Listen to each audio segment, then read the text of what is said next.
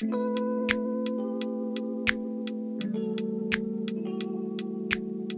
a imaginé MacSup avec des enseignants-chercheurs à destination des étudiants qui ne sont pas étudiants en art, mais qui sont embarqués dans des processus de recherche. Et on a constaté qu'il y a des parallèles entre processus de création et travail de recherche.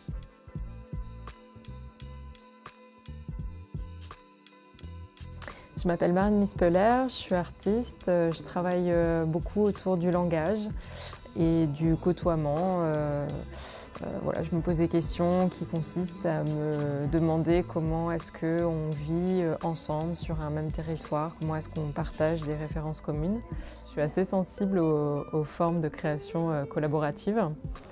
Et quand le MAC m'a proposé de penser un atelier dans ce cadre, ça m'a tout de suite intéressée. Je n'ai pas construit ça comme un workshop par exemple ou comme un atelier d'apprentissage. Je suis plutôt partie du principe qu'on allait mutuellement s'apprendre des choses.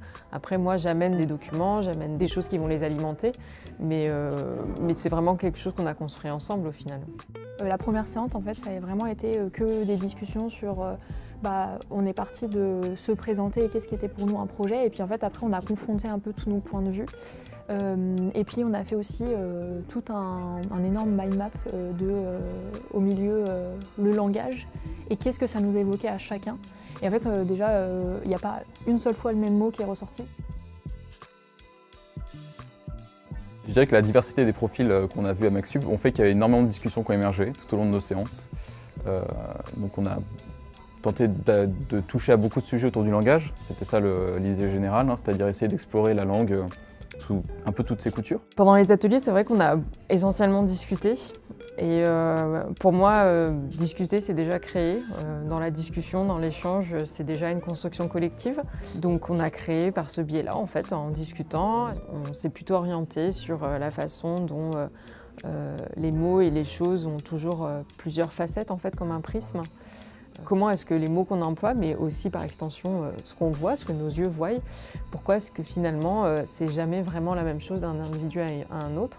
L'idée qu'on aurait éventuellement pour la restitution, c'est le fait de prendre un mot, et c'est des mots qui selon le contexte peuvent avoir plusieurs sens. Donc notamment un mot qui est beaucoup revenu, c'était le mot cellule, parce qu'en fait il peut s'appliquer à plein d'environnements différents.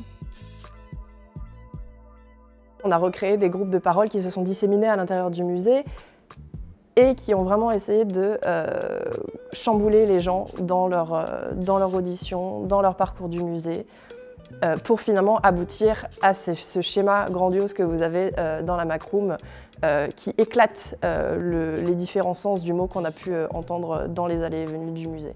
J'ai beaucoup de joie à voir les étudiants et les étudiantes envahir l'espace du musée.